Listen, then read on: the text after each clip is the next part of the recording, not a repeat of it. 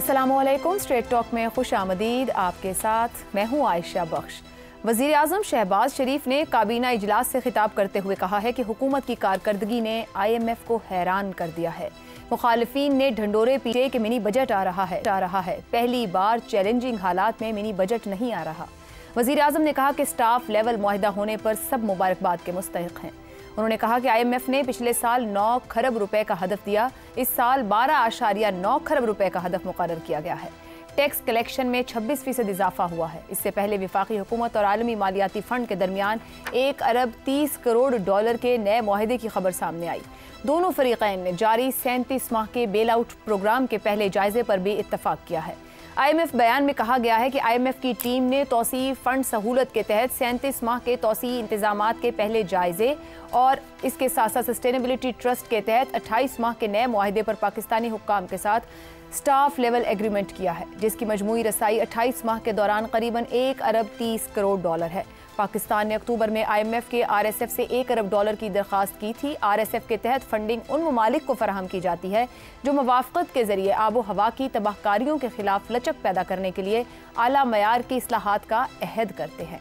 यह कर्ज 30 साल में वापस किया जा सकता है, जिसमें 10 साल की रियायत भी शामिल है।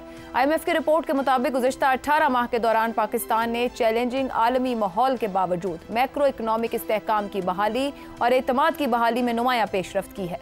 IMF के मुताबिक पाकिस्तान में माशी नमू मोतदिल है। अफरात ज़र के बाद 2015 के बाद से अपनी कम तरीन सतह पर आ चुकी है। माली हालात में बेहतरी आई है, खुद मुख्तारी के फैलाव में नुमायां कमी आई है और बैरूनी तवाज़ुन मजबूत है।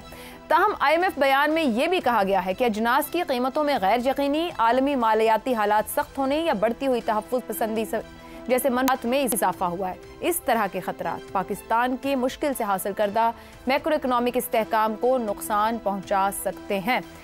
कितना बड़ा चैलेंज था जो पाकिस्तान ने जिसको अबूर किया है, क्या वाकई किसी मुबारकबाद का काम किया गया है? इसी पर गुफ्तगू रहेगी। पैनल में हमारे साथ हैं शहजाद चौधरी, जैगम खान, रजा रूमी और इफ्तिखार अहमद साहब। प्रोग्राम का सवाल आप सभी के लिए। पाकिस्तान और IMF का 1 अरब 30 करोड़ डॉलर का नया मुआहिदा। वज़ीर आज़म शहबाज शरीफ की मुबारकबाद। 78 साल होने को क्या कौम कर्जों के हुसूल पर मुबारकबाद की ही मुस्तहिक है? शहजाद चौधरी साहब, वज़ीर आज़म काफ़ी खुश दिखाई दिए आज, इत्मीनान का इजहार भी किया, मुबारकबाद भी दी, आम आदमी की कुर्बानी और तकलीफ़ का भी एहसास उन्होंने कहा है, लेकिन 78 साल बाद भी किसी कर्जे के हासिल होने पर वाकई कोई बहुत बड़ी अचीवमेंट है, हमने बहुत कुछ हासिल कर लिया है।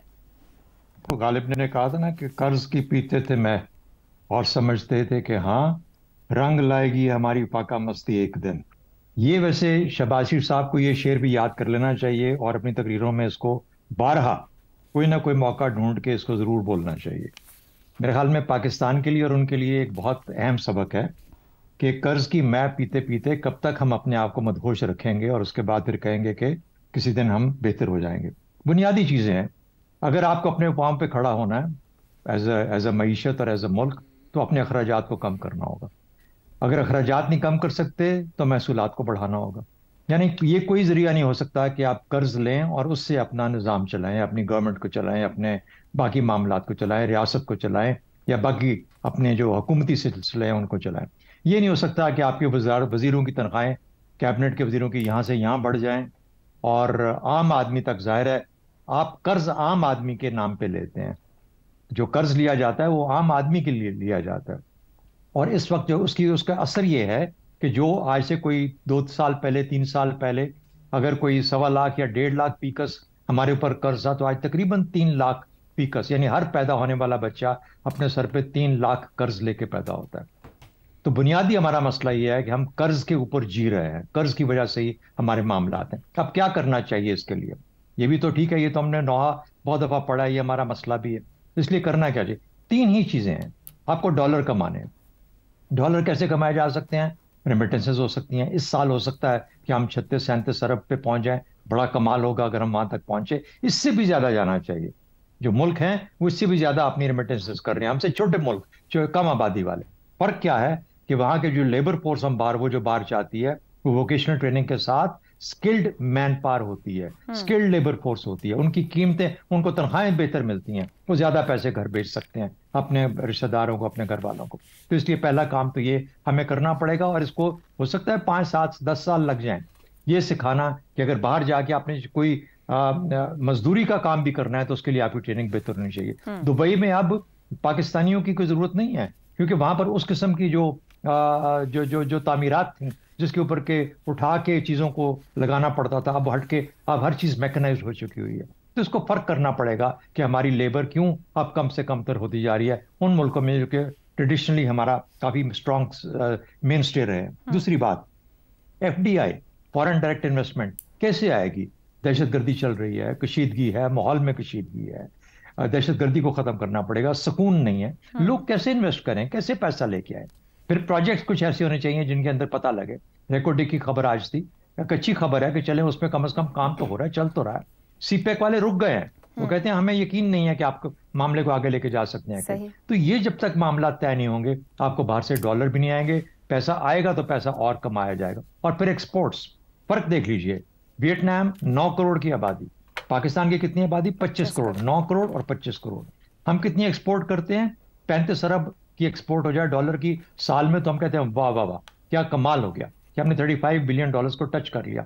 वो 9 करोड़ की आबादी कितना एक्सपोर्ट करती है? 125 अरब डॉलर सालाना।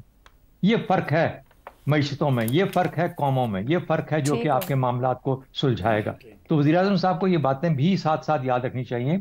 सिर्फ कर्ज की बुनियाद पे मुबारक नहीं लेनी चाहिए, ये देखना चाहिए कि हम रियल वेल्थ, रियल ग्रोथ कैसे, नेट ग्रोथ कैसे हासिल कर रहे हैं। बहुत सारी और चीजें भी हैं, लेकिन वो ये बुनियादी चीजें हैं जिनको हम अगर करेंगे तो शायद हम थोड़ा सा बेहतरी की तरफ जाना शुरू हो जाए। ठीक। रज़ा रूमी साहब, कुछ फैक्टर्स का भी IMF ने इजहार किया जिसमें अजनास की कीमतों में गैर यकीनी है या आलमी मालियाती हालात हैं, बढ़ती हुई तहफ़्फ़ुज़ पसंदी जैसे मनफी खतरात हैं। वो कहते हैं कि ये फैक्टर्स इम्पैक्ट कर सकते हैं इस मैक्रो इकनॉमिक जो आपको ग्रोथ दिखाई दे रही है। ये खबरदार कर रहे हैं। क्या वज़ीर आज़म साहब ने मुबारकबाद देने में जल्दी किया या वाकई कोई हैरान कुन काम कर दिया है कि IMF भी हैरान है कि क्या कर दिया है? आयशा, देखिए, पहली तो ये बात है कि आपने जो सवाल शुरू किया कि क्या कर्जों में डूबा हुआ मुल्क जो है वो किस तरह से सेलिब्रेट कर सकता है कि एक और कर्जा मिल गया। देखिए, बात यह है कि अगर आप IMF के कर्जों की मालियत देखें तो कोई ज्यादा नहीं है। मसला ये है कि ये एक स्टेबलाइजेशन का प्रोग्राम है जो पाकिस्तान की जो सूरत हाल रही है पिछले 8-10 साल से मईशत की, ये अब जरूरी हो चुका था कि जैसे अभी वो कह रहे थे बेल्ट टाइटनिंग कहा जाता है कि अपने अखराजात को कम किया जाए, खसारा जो है बजट का उसको कम किया जाए। और IMF की जो प्रोग्राम होते हैं उनका यही मकसद होता है, उनमें पैसे कम होते हैं, वो ज्यादा ये होता है कि भाई आप अपनी मईशत को सही डगर पर आगे चलाएं।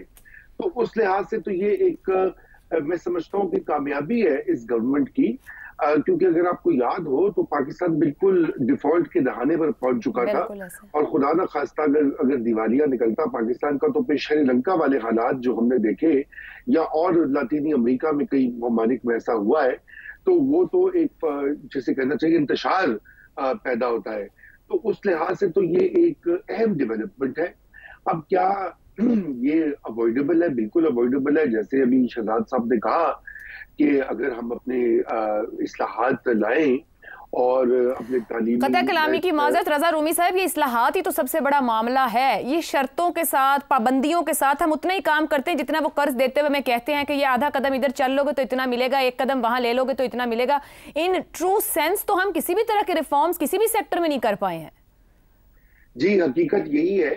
और जो सबसे बड़ा रिफॉर्म टैक्सेशन में जिसकी मुंतज़र है कौम और जो कि IMF बार बार कहता है, हर प्रोग्राम के साथ कहता है, वहां भी जो कोशिशें हैं वो मुकम्मल तौर पर रंग नहीं लाई। और यही वजह है कि सबसे बड़ी कि पाकिस्तान में, जैसे हमने पहले भी जिक्र किया था, कि बहुत से ऐसे तबकात हैं जो कि टैक्स नहीं अदा करते या उनको जो रियायत मिलती हैं और उनकी वजह से जो सारे का सारा बर्डन है वो रियासत पर पड़ता है और मजीद उनको जो है इधर उधर से मांगना तांगना पड़ता है। अब देखिए पाकिस्तान का डेवलपमेंट बजट किस कदर कम हुआ है, हालांकि उसकी इतनी जरूरत है उसको उसमें बढ़ावे की, लेकिन मसला यही है कि उतने वसाइल जो है वो जनरेट नहीं हो रहे। जहां तक अजनास की कीमतों वगैरह का मामला है तो देखिए वो अब एक ऐसा मसला है कि ज़राअत जो है पाकिस्तान में, वो कहा जाता है कि वो जो रीढ़ की हड्डी है पाकिस्तान की मईशत की, लेकिन वहां भी उस तरह की तवज्जो नहीं हमने दी जिसका कि हमें जरूरत थी। और ये जो वीट की प्राइसेस जो है कम की गई, और उससे अब यही अंदेशा है कि अगर इस तरह मामला चलता रहा तो शायद दोबारा से हमें गंदम और दीगर अजनास जो है वो इम्पोर्ट करनी पड़े। जब आप इम्पोर्ट करेंगे तो यकीनन जन आपका फॉरेन एक्सचेंज और खर्च होता है, जबकि हम उसको बासानी अपने मुल्क में ना सिर्फ उगा सकते हैं बल्कि हम एक्सपोर्ट कर सकते हैं, और हम करते रहे हैं। चीनी और चावल जो है हम उसको एक्सपोर्ट करते हैं बहुत बड़ी तादाद में, तो गंदम का क्यों नहीं हम ये कर सकते। तो इस तरह के बिल्कुल खर्चात है, लेकिन मैं समझता हूँ कि मईशत एक सही डगर पर चल निकली है, और अब आगे जो अगला स्टेप है वो इस्लाहात का, जो आप कह रही हैं, आप खुदा करें कि ये गवर्नमेंट भी कर पाए। ठीक हो गया। ज़ैगम साहब, शहबाज शरीफ साहब ने जब आज ये गुफ्तगू की तो उन्होंने कहा कि हुकूमत की कारकर्दगी ने IMF को हैरान कर दिया है। दुनिया के 191 ममालिक हैं जिनकी मईशत पर IMF ने नजर रखी हुई है। पाकिस्तान ने ऐसा क्या कर दिया है जिसके ऊपर IMF भी हैरान रह गया है या शशदर रह गया है? जी, IMF को हैरान ही नहीं कर दिया, परेशान भी कर दिया है। और जो शबाना रोज़ मेहनत है वज़ीर आज़म की, उसके बाद माशाल्लाह हमने इतना बड़ा संग मील, वज़ीर आज़म से ने कहा कि संग मील अबूर कर लिया है पाकिस्तान ने ये नया उधार लेके। आप देख लें क्या हमारी सोच है। और आयशा, आपका एक बुनियादी मसला है सॉफ्टवेयर का कि आप तनख्वाहदार की सोच सोचती हैं, आपको उन जज्बात का अंदाज़ा ही नहीं है जो उधार खोर को उधार मिलने के बाद होती है। आपको पता ही नहीं है कि नशे को टीका लगवाने के बाद क्या सुकून और क्या खुशी महसूस होती है, और कैसे वो ख़ुद को चांद पर चलता हुआ महसूस करता है। ये पाकिस्तान की मईशत, पाकिस्तान की अशराफिया। साहब, आज वज़ीर आज़म ने एहसास करते हुए कहा है कि आम आदमी के लिए जो कुर्बानी दी है, जो तकलीफ काटी है, जिस मुश्किल में रहा है, जिन मसाइल से गुजरा है, उसके बगैर ये भी सब कुछ मुमकिन नहीं था। मतलब थोड़ा उन्होंने बताया है कि आप लोगों ने भी बड़ा सफ़र किया जिस वजह से कर्जा मिल गया आज। जी, बड़ी खुशी से हमने कहा था कि हमारा ये हशर नशर करें, आप ये रेंट सीकिंग इकानमी बनाएं, आप हमें तबाह हाल कर दें। हमने कहा था, बड़ा शुक्रिया कि उन्होंने हमारा शुक्रिया अदा किया है। देखिए, 42nd प्रोग्राम है ये पाकिस्तान का IMF का, 42वां, और 42वें के अंदर कितनी 42 में इसमें कितनी किस्तें होंगी आप अंदाज़ा नहीं लगा सकती। पता है पाकिस्तान के बाद दूसरे नंबर पे कौन है? अर्जेंटीना, जिसने 22 दफ़ा कर्जा लिया है, और पाकिस्तान का कितना है? 42वां। और सफ़र हमारा क्या है? 1985 में, कम से कम मेरे तो लाइफ टाइम में क्या, I was quite young at that time. 1985 में एक पाकिस्तानी एक भारतीय से 65% ज़्यादा खुशहाल था, 65% ज़्यादा इनकम कमाता था। आज पाकिस्तानी एक भारतीय से आधी इनकम कमाता है, एक भारतीय हमसे दुगना खुशहाल है। पिछले 20 साल में हमारी जो एवरेज ग्रोथ रेट है वो 2.5% है, और इतनी हमारी आबादी की रेट है। हम कहीं गए ही नहीं, हम बैठे हुए हैं, और दुनिया कहीं से कहीं चली गई है। और वाहिद कारनामा हमारा ये है कि हर 3 साल के बाद हमने एक IMF का प्रोग्राम किया है, एक IMF से उधार लिया है। और IMF तो एक साहूकार है ना, और ये तो बड़ा अच्छे वाला साहूकार है, अच्छे रेट पे दे देता है, मईशत को ठीक करने के लिए भी कोई मशवरे दे देता है, 2 चीज़ें ठीक भी करा लेता है। सही। ज़रा बाकी इधर उधर देखें किस तरीके से कर्ज लिए गए विद ओब्लिवियन, जिससे दूसरों का ही फायदा हुआ है, हमारा फायदा नहीं हुआ। और जिस तरह से उन कर्जों को खर्च किया गया है, ज़रा आप जो इंटरनेशनल फाइनेंशियल इंस्टीट्यूशंस से पूछ कर देखें कि उन प्रोजेक्ट्स के जिनके लिए कर्ज लिया गया, वहां की कहानियां क्या हैं। मगर अभी रजा साहब भी तो बात कर रहे थे ना ज़ैगम साहब कि एक स्टेबलाइजेशन की हमें ज़रूरत थी, हमारी मईशत जहां आग खड़ी हुई थी, यहाँ से आगे आपको दिखता है, अभी तक तो नज़र नहीं आता कि रिफॉर्म्स प्रायोरिटी बने हों, पर अभी हुकूमत ने दावे बहुत किए, आपको लगता है उस पर जाएंगे? देखिए आयशा, ये 24 दफ़ा जो लिया गया IMF से प्रोग्राम, तो 24 दफ़ा स्टेबलाइजेशन आई ना। जब भी IMF से आप पैसे लेते हैं तो उसके बाद स्टेबलाइजेशन तो आती है ना। मसला ये है कि उसके बाद क्या होता है, स्टेबलाइजेशन तो 24 दफा आई और 24 दफा आके चली गई। अब क्या डिफरेंट होगा, क्या कुछ बदलेगा, क्या वाकई ऐसे रिफॉर्म्स होंगे? क्या पाकिस्तान का जो करंट अकाउंट डेफिसिट है कि आप जो दुनिया से मंगाते हैं, इंपोर्ट्स आपकी वो दुगनी है आपकी एक्सपोर्ट दुरुस्त हो गया। अगर गरीब मजदूर बाहर मेहनत ना कर रहा होता तो आप तो बहुत पहले कंगाल हो गए होते। 1 साल क्या 1 महीने में कंगाल हो गए। तो वजीर आजम साहब उस दिन हमें बताएं जिस दिन पाकिस्तान की एक्सपोर्ट्स जो हैं वो इंपोर्ट से ज्यादा खत्म हो जाएं। और सबसे बड़ा मसला जो है वो तो एलीट कैप्चर का है, जो अपने रेंट्स निकालते हैं, जो शुगर बेचते हैं और फिर वापस शुगर मंगाते हैं, हमारे रगड़े लगाते हैं। तो जब तक बुनियादी रिफॉर्म्स नहीं होंगी, स्ट्रक्चरल रिफॉर्म नहीं होंगी, हम तो कहीं जाने वाले नहीं। यही खुशियां मनाते रहेंगे, टीका लग गया मजे करो। चलेंगे। इफ्तिखार साहब, वज़ीर आज़म साहब ने कहा कि आम आदमी ने बहुत तकलीफ उठाई है, कुर्बानियां दी, सलाम पेश किया है। शहबाज शरीफ साहब ने माशी इस्लाहातों, जागीरदारी निज़ाम का खात्मे की बात की जाए, एलीट कैप्चर के खात्मे की बात की जाए या ताजरों से टैक्स, ये वो इस्लाहात हैं जो कि बुनियादी ज़रूरत हैं हमारी, हम आगे नहीं बढ़ पाएंगे।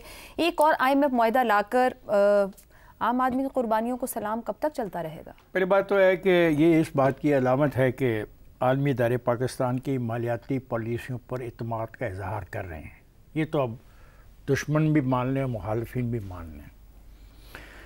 वो ये कहते हैं कि पिछले साल के मुकाबले में महसूलात की वसूली में 26% इजाफा हुआ है।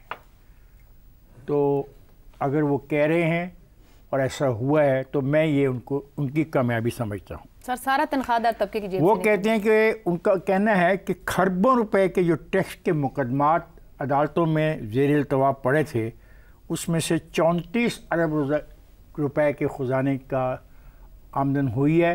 34 अरब रुपए के मुकदमात को फैसला हो गया है, क्योंकि तरीक़ाकार था कि बजाय वहाँ पर कोई अफसर जाता, आम OSD लेवल के लोग चले जाते थे, जिसके नतीजे में अदालतें फैसला नहीं कर पाती थी। वो इसको अपनी एक कामयाबी समझ रहे हैं। वो ये कहते हैं कि सेल टैक्स की चोरी की जो है चोरी शुगर सेक्टर को, वो कहते हैं शुगर सेक्टर में सबसे ज़्यादा सेल टैक्स चोरी होता है।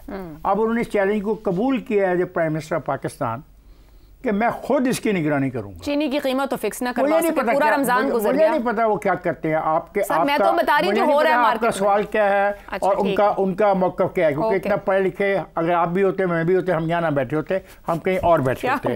अच्छा, आगे चलें जी। आपका पता नहीं, मैं ठीक जगह। आप यहीं पे ना बैठी होती, आप कहीं अफसर होती हैं, आप ऐनक आपकी सर अफसर भी कहाँ वो कर पा रहे हैं जिसका ओथ उठाते हैं इफ्तिखार साहब, हम कम से कम वो करने की कोशिश कर रहे हैं। प्रोग्राम पर बात करें, आप प्रोग्राम पे बात करो ना यार, करें प्रोग्राम पे ऐसे तुम ऐसी बातें उठाती हो जिससे तलेगी सवाल से।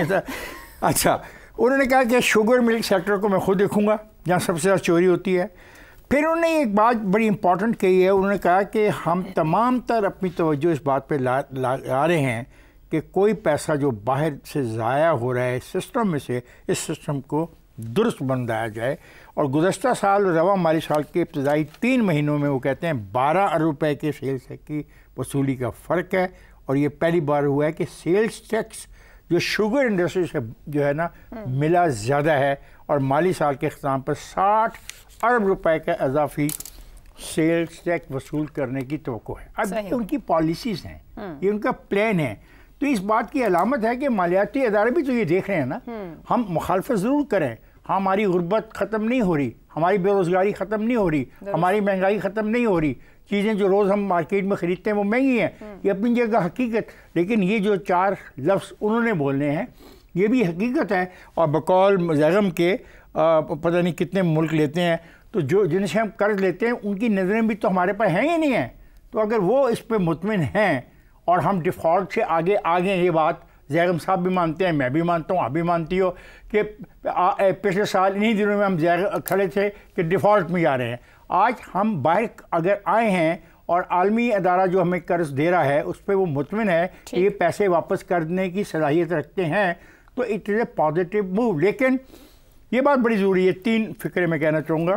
अखराजात कम करें, महसूलात बढ़ाएँ। लेकिन एक इंटरेस्टिंग बात है कि अगर बच्चे पैदा ना करें तो जो मौजूदा बच्चों पर कर्ज की कीमत बोझ नहीं बढ़ जाएगा। मतलब अगर हम बच्चे पैदा किए जा रहे हैं तो कोई दोस्त कह रहा है कुछ सिखाएं, कुछ एक्सपोर्ट करें, करने वाले काम करें। आई एग्री, स्किल सिखाएं, यहाँ पे सिखाई जाती है, लोग नहीं सीखते ना।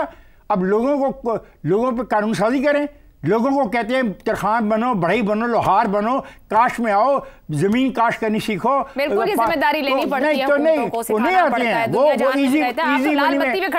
मनी में जाते हैं, इजी मनी में जाते हैं, जमीनें बेच के बाहर के मुल्कों में जाके पैसा कमाना ऊपर बैठे एलीट को देख रहे हैं कि इजी मनी कैसे बन सकता है, तरीका और रास्ता नहीं क्लास के लोग आप हैं जितने बड़े स्टार पे। एक ब्रेक लेते हैं कि माहिरीन ने खुश्क साली का अलार्म बजा दिया है, क्या हम निमटने को तैयार हैं? इस ब्रेक के बाद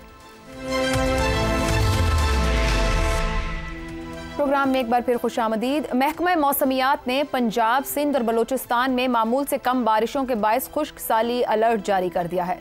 सितंबर 2024 से मार्च 2025 तक मुल्क भर में मामूल से 40% कम बारिशें हुई हैं। पंजाब में मामूल से 38%, सिंध में 62%, खैबर पख्तूनख्वा में 35%, बलूचिस्तान में 52%, जबकि आज़ाद कश्मीर में मामूल से 29% कम बारिश रिकॉर्ड की गई है। महकमा मौसमियात के मुताबिक तरबेला और मंगला डैम में पानी की शदीद किल्लत है। इस साल जनूबी इलाकों में औसत दर्जा हरारत मामूल से 2 से 3 डिग्री ज्यादा है। कुछ जनूबी इलाकों में मुसलसल खुश्क दिनों की तादाद 200 से भी तजावुज कर गई है। खुश्क साली से मुतासरा इलाकों में सूरत हाल मजीद बिगड़ सकती है। मेट डिपार्टमेंट के मुताबिक सूरत हाल में बेहतरी का इम्कान नहीं है। सीजन का दूसरा निस्फ भी पहले निस्फ की तरह खुश्क रहने की तवक्को है। खुश्क साली के तवील दौरानिये से फसलों की पैदावार में कमी का इम्कान जाहिर किया जा रहा है। दरियाओं में पानी का हजम भी खतरनाक हद तक गिर चुका है। डैम और पानी के ज़खायर डेड लेवल पर चल रहे हैं। एक और रिपोर्ट के मुताबिक पाकिस्तान में बारिशों और सैलाब की वजह से सालाना 3.5 करोड़ एकड़ फुट पानी ज़ाया होता है, जैसे आबी ज़खायर या रिचार्ज वेल बनाकर ज़खीरा किया जा सकता है। वाटर मैनेजमेंट माहिरीन के मुताबिक ये ज़ाया शुदा पानी तरबेला और मंगला डैम के पानी ज़खीरा करने की मजमूई गुंजाइश के बराबर है। आबादी में इजाफे की वजह से पाकिस्तान के शहरी इलाकों में गुज़श्ता 5 साल के दौरान रोज़मर्रा इस्तेमाल के लिए दरकार पानी का इस्तेमाल 4 मिलियन एकड़ फुट से बढ़कर 10 मिलियन एकड़ फुट से ज़्यादा हो गया है। आबी माहिरीन के मुताबिक शहरी इलाकों में हर साल बारिशों से हासिल होने वाला 40 मिलियन एकड़ फुट से ज़ायद पानी सीवरेज के पानी में शामिल होकर ब्लैक वाटर की शक्ल में ज़ाया हो रहा है। पानी जिंदगी है, खासतौर पर ऐसे मुल्क के लिए जिसकी मईशत का बड़ा इन्हिसार आज भी ज़राअत पर है। मौसमियाती तब्दीलियों के पेश नज़र पाकिस्तान में जामे आबी हिकमत अमली अब नागुज़ीर हो चुकी है। दिन ब दिन पानी के हवाले से इंतहाई परेशान कुन फैक्ट सामने आ रहे हैं। ऐसे में हम सवाल यह है कि हम अभी तक पानी के बहरान से निमटने के लिए कोई जामे प्लान क्यों नहीं बना सके? दुनिया भर की तरह हमारी तरजीहात में वाटर मैनेजमेंट प्लान क्यों नहीं है? बारिशों में कमी और खुश्क साली के खतरे के बाद हमारी ज़राअत किस हद तक स्टेक पर लग चुकी है? अहम सवाल ये भी है कि पानी के इस बहरान के बाद बतौर कौम हमें किस जिम्मेदारी का मुजाहरा करने की ज़रूरत है? इसी पर गुफ्तगू करेंगे। सवाल इस तरह से, मुल्क में 62% तक मामूल से कम बारिशें, 3 सूबों में खुश्क साली का खतरा, सूरत हाल में बेहतरी का इम्कान नहीं, किन इक़दामात की फौरी ज़रूरत है? ज़ैगम साहब, हर फर्द, हर घर, हर गांव, तहसील, ज़िला और सूबा सबकी कोई ना कोई कहीं ना कहीं जिम्मेदारी होने की ज़रूरत है। किस तरीके से और किन इक़दामात के ज़रिए फौरी तौर पर शॉर्ट टर्म इसको प्लान किया जा सकता है? देखिए, शॉर्ट टर्म और लॉन्ग टर्म दोनों इक़दामात हमें करने होंगे। मसला हमारा ऐसा है, इतना हिस्टोरिक है, इतना सिविलाइजेशनल है कि हमें हज़रत यूसुफ़ अलैहिस्सलाम की वो कहानी याद आती है जिसमें फ़िरौन ने कहा था, ख्वाब देखा था कि 7 दुबली गायें 7 मोटी गायों को खा रही हैं, और उन्होंने ये ताबीर की थी कि 7 साल बहुत अच्छे होंगे और 7 साल की खुशहाली होगी, उसके लिए तैयार करो। खुश्क साली होगी, 7 अच्छे सालों के बाद 7 साल खुश्क साली के। अब आप देखिए, सिर्फ 2 साल पहले, 2.5 साल पहले 2022 में खौफनाक बारिशें आई, तारीखी फ्लड्स आए। इतने तारीखी फ्लड थे कि सिंध और बलूचिस्तान में एवरेज से 400% ज़्यादा रेन हुई और बाकी इलाकों में 190% ज़्यादा रेन हुई। और 2.5 साल बाद आप यहाँ खड़े हैं कि 60% कम बारिश हुई है सिंध और बलूचिस्तान में और 40% पूरे मुल्क में कम हुई है। ये हमें बताता है कि किस तरह का बहरान अब हमारे सामने है और इस बहरान की नेचर क्या होगी। इसकी वजह से हमें कितना बड़ा एक ग़िज़ाई ख़तरा मौजूद है, लोगों के खाने का ख़तरा मौजूद है, हमें ज़राअत का कितना बड़ा बहरान है, हमारे शहरों का क्राइसिस है। बहुत बड़ा चैलेंज होगा कि लोगों को पीने का पानी दस्तयाब हो। हमारे शहरों में पानी पहले ही कम हो रहा है, ख़ास तौर पे साउथ में जहाँ बहुत डिपेंडेंट होती है बारिश पर और दरियाओं पर, वहाँ का मसला है। अब आपने कहा कि क्या करना होगा। देखिए, सबसे पहले एक वाटर एमरजेंसी नाफिज करनी होगी, अंदाज़ा करना होगा कि इसकी इम्प्लीकेशंस क्या हैं। फौरी तौर पर माहिरीन को बैठकर देखना होगा कि इसके क्या क्या नतायज हो सकते हैं, ज़राअत पर क्या नतायज होंगे, किसानों को कैसे बचाना है। पाकिस्तान की आधी ज़राअत जो है वो लाइफ स्टॉक पर मुश्तमिल है। जब उस लाइफ स्टॉक का फॉर्डर नहीं होगा, वो मरेंगे तो उनका क्या बनेगा, पाकिस्तान का क्या बनेगा। उनको फॉर्डर कैसे फराहम करना है, ज़राअत वालों की फसलों की इंश्योरेंस कैसे करनी है, फसलें कैसे बचानी है, फिर पानी का पीने के पानी जो है उसको कैसे फराहम करना है, कैसे इंश्योर करना है। कहीं उसकी राशनिंग की ज़रूरत है तो अभी से राशनिंग करें। हमारे फैसला साज वो लोग हैं जिनके लॉन और जिनके बाथरूमों में एक दिन में इतना पानी खर्च हो जाता है जितना गरीब पूरे साल में इस्तेमाल नहीं करता, इसी वजह से एहसास नहीं है।